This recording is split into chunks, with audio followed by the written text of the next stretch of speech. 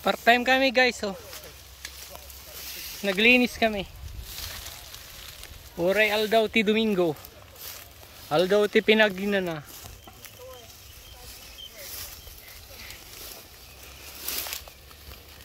Narigat na tuok biyag dito'y Taiwan.